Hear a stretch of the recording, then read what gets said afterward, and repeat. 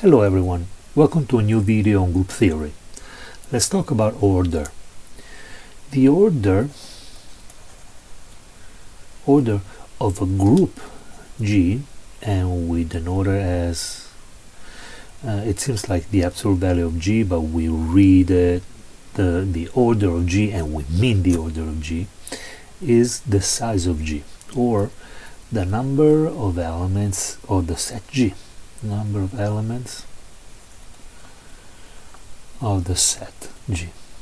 Okay, this is a very easy concept. Let's make a couple of quick examples.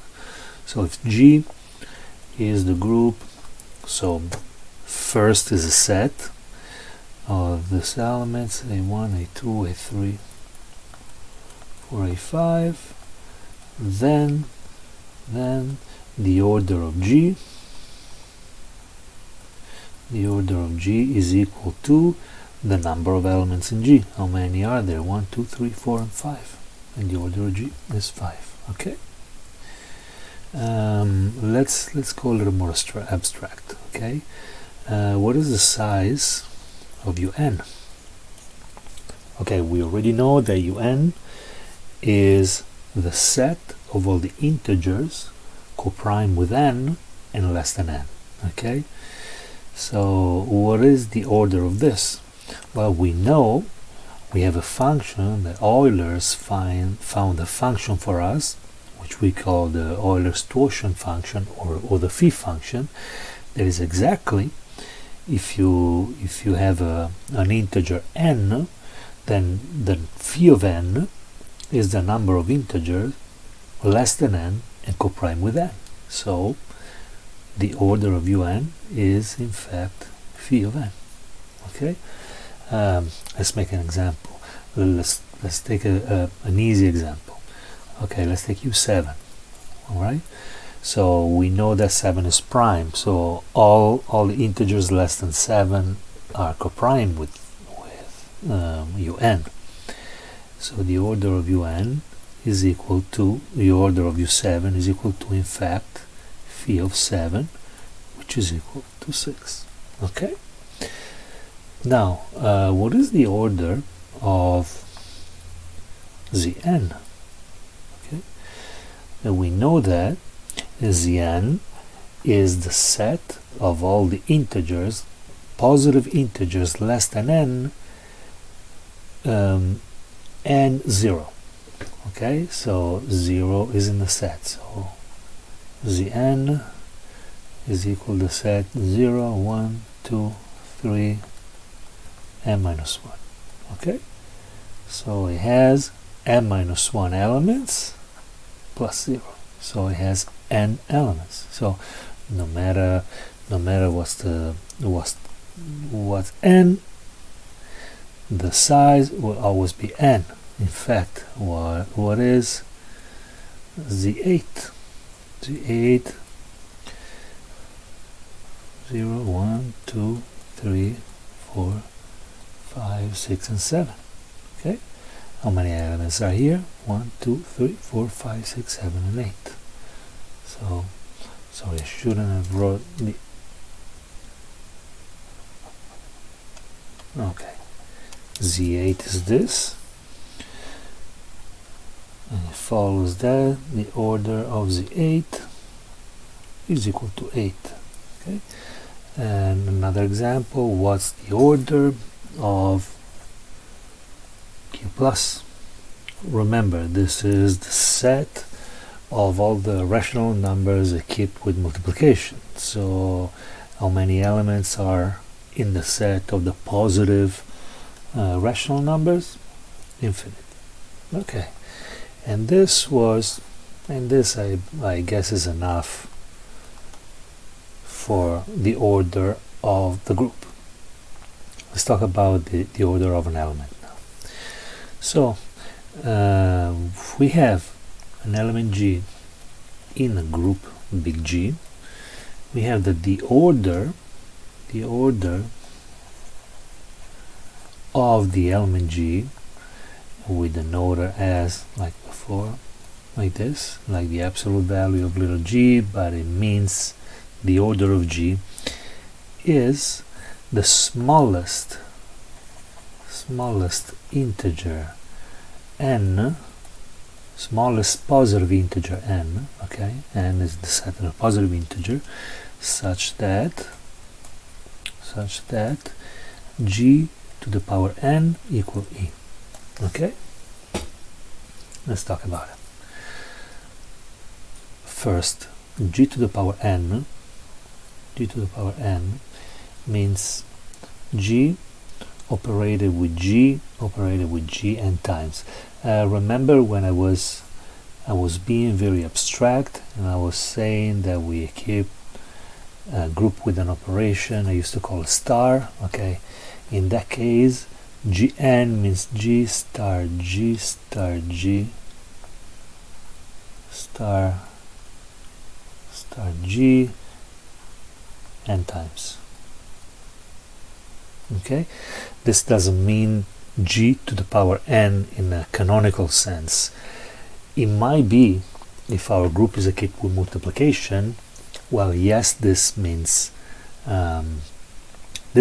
g to the power 3, but not in every case. So let's explore at first something that will probably look just straightforward. Okay, so if we have the group u10, okay, remember, is the group of all the integers less than 10 coprime with 10. Okay, equipped with multiplication modulo n. We have 1, 3, 7 and 9. Okay, very quickly, what is the size of u10? Well, how many elements are here? Phi of 10, which is equal to 4. Okay, so for instance, what is the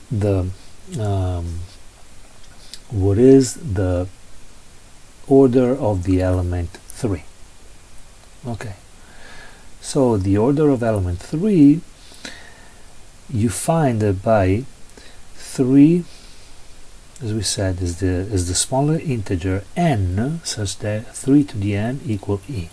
Okay, first, what is the identity in this group? Well, we know that is equipped with multiplication modulo n, so 1 is equal to the identity. Okay, so we're looking for 3 to the power n is equal to 1. Okay, if we solve this, we have the order of 3. Now here, since we have multiplication, this means exactly 3 to the first power, 3 to the second power, 3 to the third power, according to n. Okay, so let's find it. Let's find out. So 3 to the first power is equal to 3. Mod 10 obviously is not 1. Okay, we're seeking congruence to 1 mod 10. 3 square is equal to 9.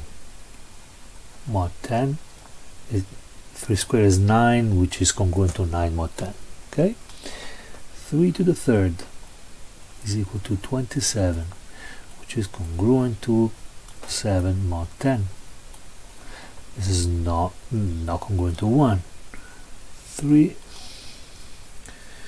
to the fourth power is equal to 81, which is congruent to 1 mod 10. And here we go. Here we have the smallest integer, for which 3 to the n is equal 1. So 3 raised to the fourth power is congruent to 1 mod 10. 3 to the fourth power is, again, this is the fact that we can raise 3 to the fourth power is possible only because our group is equipped with multiplication. Okay, but this means 3 operated with 3. Okay, 3 operated with 3 according to the operation we have, which is multiplication, gives me 9. 3 operated 3 times, okay, give me 27. 3 operated with 3 operated with 3 gives me 81 in my case, my specific case, which is congruent to 1 mod 10. So the order of 3 is equal 4. Okay, now what's the order of 9? Remember we have, okay, 9 is the order of 9, so 9 to the first power obviously is 9, we don't even consider 9 to the second power, which means, let's stay abstract all the time, 9 operated with 9. Our operation is multiplication, so 9 times 9 is equal 81, which is congruent to 1 mod 10. So in very simple words, I generate a 1 by operating 9 twice. Okay, easy. The smallest integer that gives me this is 2. So the order of 9 is 2, because 2 second power, 2 operated twice, 2 operated with themselves 2 times, gives me the identity. Okay, now let's do this. If we are in Z 5, which is equal 0, 1, 2, 3, and 4. Okay, what is the order of 2? Okay, remember we want 2 to the n is equal to e. Okay, you have to remember, I told you to memorize our main groups, that the group Cn is the group of all the positive integer less than n, including 0, equipped with addition modulo n. Okay, so first, what's the identity in addition is 0. 0 plus an integer n, okay, is equal n. So this is the identity by the definition of identity. So we want 2 to the n power be equal to 0. However, this might be not clear, okay, because it doesn't make much sense. Not only because we cannot solve this in a canonical way, but also we are kept with addition. What does this mean?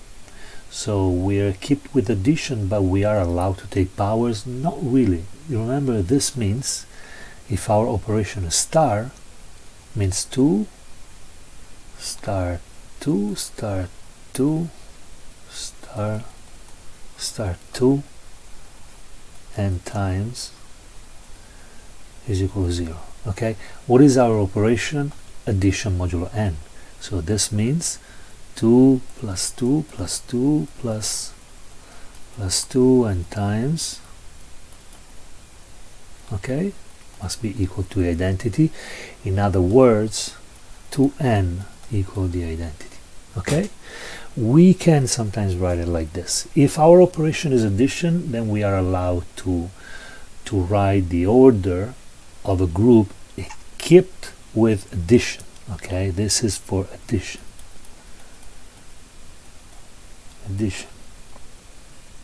Okay, you can write 2n is equal e and still valid the smallest positive integer n, such that the element times n equal the identity. Okay, so what do we have? We have, this is our group. We want to know 2n equal e. Okay, I would like actually to write it in the other way, so we can use only one way to write it. So we want 2 to the n equal 0, which means 2 add by itself n times gives me 0. So let's see it. So 2, we don't do 2 to the first power will mean 2. Okay, 2 square equal 2 plus 2 mod 5, okay, which is congruent to 4. 2 to the third power, okay, 2 operated with 2 operated with 2, not 5, so we're going to 1, which is not our identity. Remember that we're looking for the result of 0, because 0 is my identity, okay? And we have again 2 to the 4th power is 2 operated with itself 4 times. 2 plus 2 plus 2 plus 2. Mod 5, this is 8, so it's going to be 3. It is not the identity. 2 to the 5th power is 2 5 times. Mod 5, this is 10, it's going to grow into 0. And here we have it. We started with 1, it was just 2, and then we checked the 2nd power, 3rd power, 4th power, 5th power, okay? So the smallest, we didn't find anything before, get to 5 times the operation. The smallest integer that satisfies this is 5. So the order of 2 in the group Z5 is 5. Okay? Let's do another example. Let's stay in Z5 again. What is the order of 1? Okay, we still have the Z5. Z5, which is equal to 1, sorry, 0, 1, 2, 3, and 4. What is the order of 1? Okay, here it's gonna seem strange, but what is 1 to the power 1 is gonna be 1. 1 to the power 2 is gonna be 1 operated with itself twice, so it's gonna be 2, which is congruent. Okay, let's do it this way, it's more clear. 2 mod 5 is congruent to 2. How about 1 to the 3rd power is going to be, okay, operated 3 times, which is 3. Mod 5 is going to be 3. Go 1 to the 4th is going to be 4. 1 to the 5th power, okay, is not 1, is going to be 1 plus 1 plus 1 plus 1 plus 1, which is 5. Mod 5 is going to 0. So the order of 1 in Z5 is 5. Okay, if an element, if such integer, okay, remember, is the smallest integer, such that if G is an element of a group G, is the smallest integer n, such that G to the n is equal to identity. If this such element doesn't exist, then we say that G has infinite order. And an easy example, let's take the group like we already mentioned before, Q plus. Okay, remember, Q plus is the set of all the positive rational number kept with multiplication. Okay, so what is the order of 5? Okay, the order of 5 in Q plus.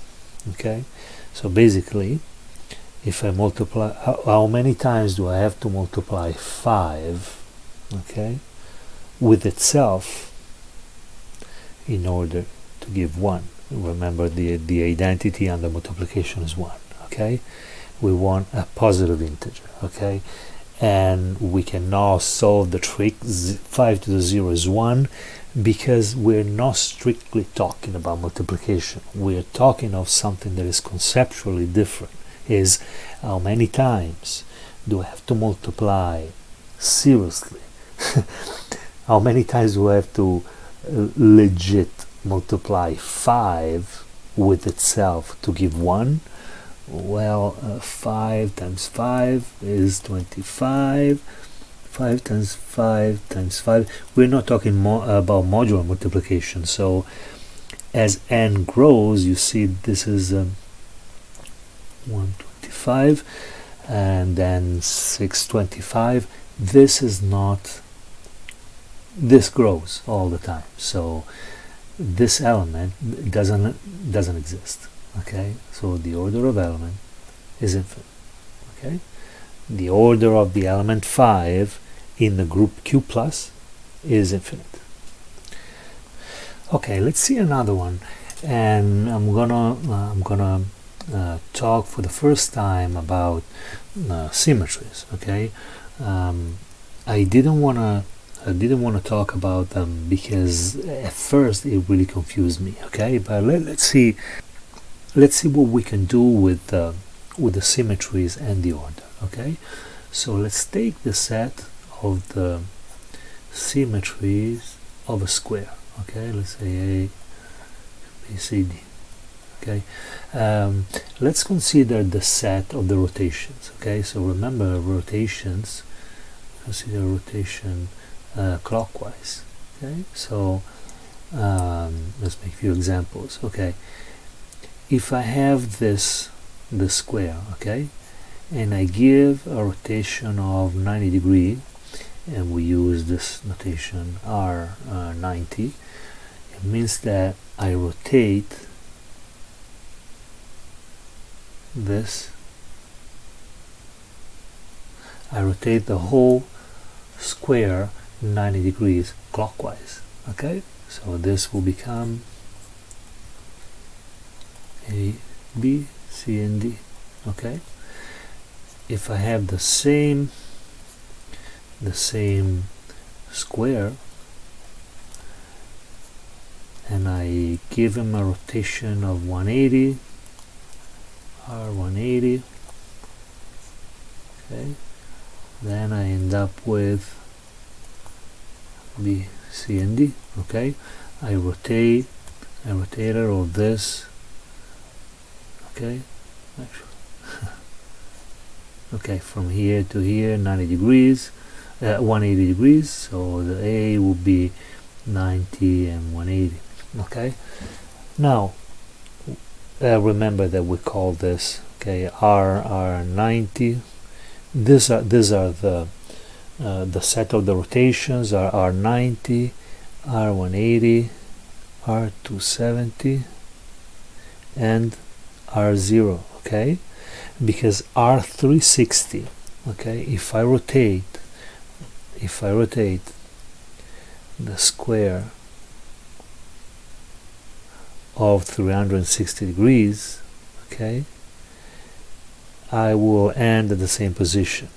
So R360 doesn't do anything to my square, so we have the identity, okay, which we call also R0. Okay, for instance, the combination of this end up being a subgroup of all the symmetries. That we'll talk about subgroups, and I'll talk more about symmetries when we go through the subgroup sections. And this end up being a subgroup, so this is a group. Okay, if we have a square and we have all these elements operated with itself, they're closed under the operation of basically revolutions. They have an identity which is R0, they all have an inverse, and they're associative. Okay, so if I ask you what is the order of R90 in the set of all the rotations of a square, okay, so let's talk about it. What does it mean R90 square? It means R90 combined with R90. Okay, so what does it do is take the square, our square BCD, and gives a nice spin of 90 degrees, and we have ABCD. Okay, and gives another one R90 and another R90, and from here, like, takes this one and gives it another spin. Okay, and this is, we have r square, r90 square. Okay, now what is r90 cube? r90 cube means that I take this and give it another spin. So I spin 1, 2, and 3. So I'm gonna have C and D. Okay, I don't know if you see, I don't know if you agree. This is the first spin, the second spin, the third spin. Excuse me. This is our square. It goes through one spin of r90, another r90, and another r90. Okay, and we end up with this combination. If I give another spin, another r90, this goes here. I hope you see it. See it. Okay, remember, if I have a square and I make it go through an r0, then it doesn't do anything. Okay, so by asking, right, r90 to what power gives me the identity, which is r0. Okay, is also like asking what is how many times do I have to give a 90-degree spin before I give a 0 spin? So before I go back to original positions, we just saw that you need 1, 2, 3, and 4 spins, and we go back to the initial positions. So the order of r90 in the set of the symmetry of the rotations of the square, then it's 4. Okay, all right, I hope you enjoyed the video and I didn't confuse you. I'll see you in the next video.